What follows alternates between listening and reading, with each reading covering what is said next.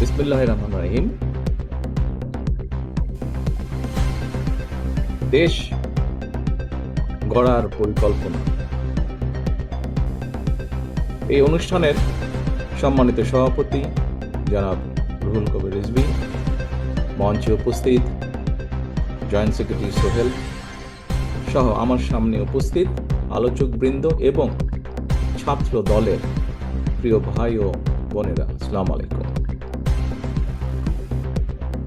প্রিয় ভাই বোনেরা, আজকে আমরা এখানে যেই বিষয়গুলি নিয়ে সারাদিন আলোচনা হয়েছে, আলাপ হয়েছে, আমি যখন জয়েন করেছি, লাইনে কানেক্ট হয়েছি, তখন আমি দেখলাম বেশ কয়েকজন তোমরা বিভিন্ন বিষয়ে প্রশ্ন করেছ আমাদের কয়েকজন আলোচক বৃন্দকে, যারা তোমাদের সামনে তুলে ধরেছে বিষয়গুলো। তোমরা বিভিন্ন তোমাদের মনের মধ্যে যে প্রশ্ন আছে সেই প্রশ্নগুলো তাদের সামনে তোমরা তুলে ধরেছ। প্রশ্ন থাকাটাই স্বাভাবিক। আমাদের অনুষ্ঠানটার নাম আমরা আজকে কি দিয়েছি? আমাদের অনুষ্ঠান নামটাই আমরা দিয়েছি দেশ গড়ার পরিকল্পনা। প্রিয় ভাই বোনেরা, তোমরা যদি নিশ্চয়ই তোমাদের মধ্যে অনেকেই জানো, যদিও তোমরা ইতিহাসের পাতা থেকে তোমরা জানো, বিভিন্নভাবে তোমরা জানো, শুনেছো, যারা সিনিয়র নেতৃবৃন্দ আছে সবার কাছ থেকে তোমরা তোমাদের জুনিয়র যারা আছে তাদেরকে নিশ্চয়ই বলেছো। এখানে আমাদের আজকে সভাপতি সাহেব ওনার বক্তব্যে একটি কথা বলেছেন যে দেশ স্বাধীনের পরে, 90-এর স্বৈরাচারের আন্দোলনের পরে বিভিন্ন সময় দেশ যখন সংকটের সময় ছিল, সংকটের ভিতর দিয়ে গিয়েছে, এবং তারপরে বাংলাদেশের জনগণ যখন বিএনপিকে দেশ পরিচালনার দায়িত্ব দিয়েছে, তখন ধীরে ধীরে কিন্তু বিএনপি অবস্থার পরিবর্তন ঘটিয়েছে, অবস্থার উন্নতি ঘটিয়েছে বিএনপি। প্রিয় ভাই বোনেরা, এই মুহূর্তে আমরা যদি দেখি, আমরা আগামী 2 মাস পরে একটি নির্বাচন প্রত্যাশা করছি। এই দেশটি গত 16 বছর যেই স্বৈরাচার পালিয়ে গিয়েছে, যেই স্বৈরাচারকে বাংলাদেশের জনগণ বিতাড়িত করেছে আন্দোলনের মাধ্যমে, সেই স্বৈরাচার এই দেশের প্রত্যেকটি ক্ষেত্রকে কিভাবে ধ্বংস করে দিয়ে গিয়েছে, এটি আমরা জীবনের পরতে পরতে অনুভব করতে পারি। কিভাবে দেশের অর্থনৈতিক ব্যবস্থা ভেঙে দিয়ে গিয়েছে, কিভাবে দেশের আইন শৃঙ্খলা ভেঙে দিয়ে গিয়েছে, কিভাবে দেশের শিক্ষা ব্যবস্থাকে ধ্বংস করে দিয়ে গিয়েছে, কিভাবে দেশের স্বাস্থ্য ব্যবস্থাকে ধ্বংস করে দিয়ে গেছে, কিভাবে দেশের প্রাকৃতিক অবস্থাগুলোকে, নদী, নালা, খাল, বিল, বন, জঙ্গলকে ধ্বংস করে দিয়ে গিয়েছে, কিভাবে দেশের কৃষি, যেটাই বলি না কেন, সব কিছুকে যেভাবে ধ্বংস করে দিয়ে গিয়েছে, এর ভুক্তভোগী কিন্তু এই দেশের মানুষ। এখন একটি রাজনৈতিক দল হিসাবে এবং এই মুহূর্ত পর্যন্ত আত্মবিশ্বাসের সঙ্গে আমরা বলতে পারি, বাংলাদেশের জনপ্রিয় রাজনৈতিক দল হিসাবে বিএনপির দায়িত্ব হচ্ছে দেশকে সঠিকভাবে পরিচালনা করা। দেশের মানুষ যখন বিএনপিকে দেশের দায়িত্ব, পরিচালনার দায়িত্ব দেবে। প্রিয় ভাই বোনেরা, যেদিন স্বৈরাচার পালিয়ে যায়, আমাকে মহাসচিব সাহেব তখন ফোন করে বললেন যে জাতীয় সরকার গঠিত করলে ভালো হয় কিনা, অথবা আমরা জাতীয় সরকারে যাব কিনা। তখন বিভিন্ন রকম একটা হেফাজত কন্ডিশন।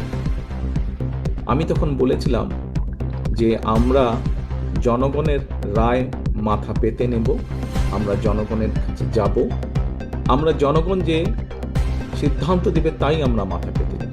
কাজেই আমি সেই মুহূর্তে মনে করেছিলাম যে জাতীয় সরকারে আমরা যাব না। আমাদের লক্ষ্য, আমাদের উদ্দেশ্য সবকিছু নিয়ে আমরা জনগণের সামনে দাঁড়াবো। আমরা স্লোগানে বলি যে জনগণই আমাদের সকল ক্ষমতার, রাজনৈতিক ক্ষমতার উৎস। কাজে জনগণই যদি আমাদের রাজনৈতিক ক্ষমতার উৎস হয়ে থাকে, তাহলে কেন আমরা জনগণের সামনে গিয়ে দাঁড়াবো না? আমাদের লক্ষ্য বলবো দেশকে নিয়ে, জনগণকে নিয়ে, আমাদের উদ্দেশ্য বলবো দেশকে নিয়ে, জনগণকে নিয়ে, এবং জনগণ যে সিদ্ধান্ত দেবে আমরা মাথা পেতে সে সিদ্ধান্ত। প্রিয় ভাই বোনেরা, তোমাদের নিশ্চয়ই মনে আছে, আজকে থেকে প্রায় 3 বছর আগে বাংলাদেশে তখনও স্বৈরাচার বিপুল দাপটে এই দেশকে, দেশের মানুষের বাক স্বাধীনতার গলা টিপে রেখেছে, দেশের মানুষের রাজনৈতিক অধিকারের গলা টিপে রেখেছে। কিন্তু সেই রক্তচক্ষুকে উপেক্ষা করে আমরা দেশের মানুষের সামনে সংস্কার প্রস্তাব দিয়েছিলাম, যেটি 31 দফা হিসেবে পরিচিত সকলের কাছে, তাই নয়? মনে আছে নিশ্চয়ই তোমাদের। এই 31 দফার মধ্যে তোমরা এই 31 দফা মানুষের কাছে নিয়ে গিয়েছ। আজকে আমরা 31 দফার ভেতর থেকে বিভিন্ন শ্রেণীর মানুষের কিভাবে আমরা ভাগ্যের পরিবর্তন ঘটাতে পারি, সংক্ষেপে তোমাদের সামনে আজকে 8টি সাবজেক্ট উপস্থাপন করা হয়েছে। এর মধ্যে আছে, এখানে এক বোন বলেছে সে ক্ষুদ্র জনগোষ্ঠীর প্রতিনিধিত্ব হিসেবে বলেছে, তার প্রশ্নটি অন্যরকম ছিল। অন্য অনেকেই বলেছে, শিক্ষা নিয়ে বলেছে, অনেক কিছু নিয়ে বলেছে। দেখো, বাংলাদেশ যখন 1971 সালে স্বাধীন হয়, সেই স্বাধীনতা যুদ্ধে লক্ষ লক্ষ মানুষ যুদ্ধ করেছে, লক্ষ লক্ষ মানুষ প্রাণ দিয়েছে যুদ্ধে। অর্থাৎ দেশটি স্বাধীন করার জন্য কিন্তু লক্ষ লক্ষ মানুষকে এক কাতারে এসে দাঁড়াতে হয়েছে।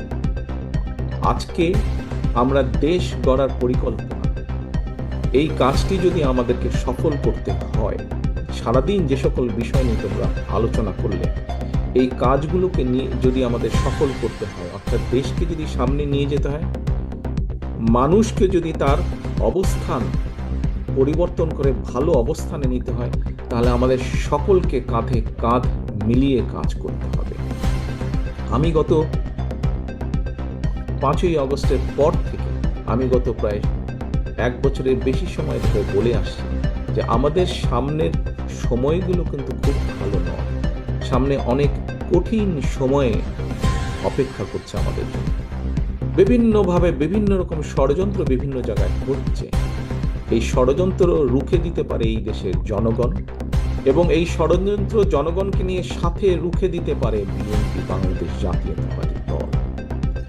এই ষড়যন্ত্র রুখে দেবার একমাত্র উপায় হচ্ছে গণতন্ত্র এবং গণতন্ত্র।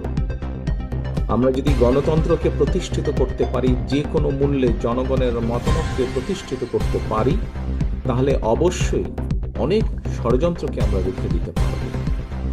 কিন্তু ষড়যন্ত্রকে রুখে দিতে পারলেও তারপরেও কিন্তু সামনে অনেক কঠিন সময়। একটু আগেই আমি বলেছি, এবং তোমরা নিজেরাও জানো, তোমরা আজকে ছাত্র দলের প্রতিনিধি হিসাবে এখানে প্রত্যেকে উপস্থিত আছো, ছাত্র হিসাবে তোমাদের নিজেদের ধারণা আছে। প্রত্যেকটি ক্ষেত্রে একটি অরাজকতা বিরাজ করছে। কাজে আমরা এখানে আজকে অর্থনীতি নিয়ে আলাপ করেছি। আমরা এখানে তরুণ যে সমাজ, কয়েকজন তোমরা প্রশ্ন করেছো, তরুণ যে সমাজ, তাদের সামনে সবচেয়ে বড় যেই সমস্যাটি, তাদের কর্মসংস্থানের বিষয়।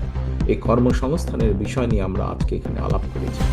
আমরা দেশের মানুষের স্বাস্থ্য নিয়ে এখানে আলোচনা করেছি। আমরা এখানে দেশের যে অর্ধেক সমাজ নারী সমাজ, এই নারী সমাজকে কিভাবে এম্পাওয়ার করা যায় এবং তাদের কন্ট্রিবিউশনকে সমাজের মধ্যে নিয়ে আসা যায়, এবং যেটা শুভ ফল দেশের অর্থনীতি, দেশের সমাজ ব্যবস্থা, পরিবার, স্বাস্থ্য সবকিছুর উপরে শুভ অবস্থাটা পড়বে, কিভাবে সেটা করা যায় তা নিয়ে আমরা আলোচনা করেছি। দেশের পরিবেশ নিয়ে আমরা আলোচনা করেছি। দেশের শিক্ষা ব্যবস্থা নিয়ে আমরা আলোচনা করেছি। কিভাবে শিক্ষা ব্যবস্থাকে আমরা গড়ে তুলতে পারি, কিভাবে শিক্ষকদেরকে আমরা গড়ে তুলতে পারি সুন্দরভাবে, কারণ শিক্ষকদেরকে যদি আমরা গড়ে তুলতে পারি, তাহলে ভবিষ্যৎ শিক্ষা ব্যবস্থাকেও সুন্দরভাবে গড়ে তুলতে পারবো। কিন্তু এই কাজগুলো করা কিন্তু কঠিন কাজ, নট ইম্পসিবল, কিন্তু অনেক কঠিন কাজ। এবং দেশ এবং জাতিকে যদি নেতৃত্ব দিতে হয়, তাহলে অবশ্যই একটি পরিকল্পনা আমাদের সামনে থাকতে হবে। প্রিয় ভাই বোনেরা, তোমরা আজকে যখন এই হলে এসে বসেছো, তোমাদের আলোচনা শুরু হয়েছে। তোমাদের আলোচনা শুরু হওয়ার সময় তোমাদেরকে প্রত্যেকে একটা করে ফোল্ডার দেওয়া হয়েছে, এবং কিছুক্ষণ পরে, খুব সম্ভবত লাঞ্চের পরে, তোমাদের সকলকে আলাদা আবার হাতে হাতে একটা লিফলেট দেওয়া হয়েছে না তোমাদের? সেই লিফলেটের মধ্যে কি আছে? সেই লিফলেটের মধ্যে কি আছে আমি বলছি। আলাদা একটি লিফলেট তোমাদেরকে দেওয়া হয়েছে। এখানে সোহেল, আজকে যে অনুষ্ঠান পরিচালনা করছে আমাদের জয়েন্ট সেক্রেটারি সোহেল, তার বক্তব্যে সোহেল কিন্তু একটি গুরুত্বপূর্ণ কথা বলেছে। আমি ব্যক্তিগতভাবে বিশ্বাস করি একটি বিষয়, আমরা যতগুলো পরিকল্পনা নিয়েছি, এই পরিকল্পনাগুলোকে সফল করতে হলে যেরকম আমাদের যোগ্য ব্যক্তিদেরকে বিভিন্ন জায়গায় দায়িত্ব দিতে হবে, কিন্তু তার থেকে 2টি বড় ইম্পর্টেন্ট বিষয় আছে, যেই দুইটি বিষয়কে যে কোনো মূল্যে আমাদেরকে অ্যাড্রেস করতে হবে, এবং এই দুইটি বিষয়কে যদি আমরা অ্যাড্রেস করতে না পারি আমাদের পুরো জাতি এবং দেশ সংকটের মধ্যে পড়বে। কি দুটি বিষয়? এক, দুর্নীতি, যে কোনো মূল্যে এই দুর্নীতির লাগাম টেনে ধরতে হবে। দুই, আইন শৃঙ্খলা পরিস্থিতি, যে কোনো মূল্যে আইন শৃঙ্খলা পরিস্থিতির লাগাম টেনে ধরতে হবে। যদি আমরা দুর্নীতি এবং আইন শৃঙ্খলার লাগাম টেনে ধরতে না পারি, তাহলে আমরা যে পরিকল্পনাগুলি গ্রহণ করেছি মানুষের স্বাস্থ্য নিয়ে, দেশের ভবিষ্যৎ সন্তানদের শিক্ষা ব্যবস্থা নিয়ে, নারী সমাজকে এম্পাওয়ার্ড করার জন্য, দেশের কৃষি ব্যবস্থা, প্রত্যেকটি পরিকল্পনা আমাদের বাধাগ্রস্ত হবে, স্লো হয়ে যাবে আমাদের। সেজন্যই আমাদের সরকার গঠনের সুযোগ পাওয়ার সাথে সাথে সর্বপ্রথমে আমাদেরকে নজর দিতে হবে, সর্বপ্রথমে আমাদেরকে ব্যবস্থা করতে হবে দুর্নীতির লাগাম কিভাবে আমরা টেনে ধরব। প্রিয় ভাই বোনেরা, তোমাদের হাতে যে লিফলেটটা দেওয়া হয়েছে, এই লিফলেটের মধ্যে একদম তথ্য দিয়ে উপস্থাপন করা হয়েছে যে বিএনপি 2001 সাল থেকে 2006 সাল পর্যন্ত যখন দেশ পরিচালনার দায়িত্ব ছিল, তার আগে এই যেই স্বৈরাচারকে বিদায় করা হয়েছিল, সেই স্বৈরাচার যখন দেশ ক্ষমতায় ছিল, সেই সময় কিভাবে তারা দুর্নীতি ছেয়ে ফেলেছিল দেশকে, এবং 2001 সালে দায়িত্ব পাবার পরে কিভাবে খালেদা জিয়ার সরকার ধীরে ধীরে ধীরে ধীরে দুর্নীতির অবস্থার উন্নতি ঘটিয়েছিল, দুর্নীতি থেকে ধীরে ধীরে কিভাবে দেশকে বের করে নিয়েছিল। একটি আন্তর্জাতিক সংস্থার যে অ্যানালাইসিস, সেই অ্যানালাইসিস একদম পুরো সুন্দরভাবে তোমাদের সামনে তুলে ধরা হয়েছে সেই লিফলেটটার মধ্যে। কাজেই আমরা দৃঢ়ভাবে, অত্যন্ত আত্মবিশ্বাসের সঙ্গে বলতে পারি, এই বাংলাদেশে যদি দুর্নীতির লাগাম টেনে ধরতে পারে, তাহলে একমাত্র বাংলাদেশ জাতীয়তাবাদী দলই পক্ষেই সেটা সম্ভব। সেটি করা সম্ভব একমাত্র কারণ আমরা অতীতে করেছি, আমরা ইনশাল্লাহ ভবিষ্যতে দেশের মানুষ ভবিষ্যতে ইনশাল্লাহ আমরা সেই কাজটি করিয়ে দেখতে পারব। প্রিয় সহকর্মীবৃন্দ, কেউ কেউ বলে থাকে স্বৈরাচার যেভাবে বিএনপি সম্পর্কে, এই যে স্বৈরাচার, পলাতক যে স্বৈরাচার, তারা বিএনপির সম্পর্কে যেসব মিথ্যা প্রোপাগান্ডা ছড়াতো, আমরা ইদানিং লক্ষ্য করছি কিছু কিছু ব্যক্তি বা দল ঠিক একই সুরে গান গাইছে বা একই সুরে কতগুলো কথা বলার চেষ্টা করছে। এখন প্রশ্ন হচ্ছে, তাদেরও তো দুইজন ব্যক্তি আমাদের সাথে সেই সময় সরকারে ছিল। এই দুজন ব্যক্তি পৃথিবীতে আর নেই। দুজনই সিনিয়র মানুষ, দুজনই সিনিয়র রাজনীতিবিদ ছিলেন। তারা গত হয়েছেন। কাজেই যে মানুষ নেই তাদের সম্পর্কে অবশ্যই খারাপ কথা বলা উচিত নয়। তাদের প্রতি পরিপূর্ণ সম্মান রেখেই বলতে চাই, সেই দুইজন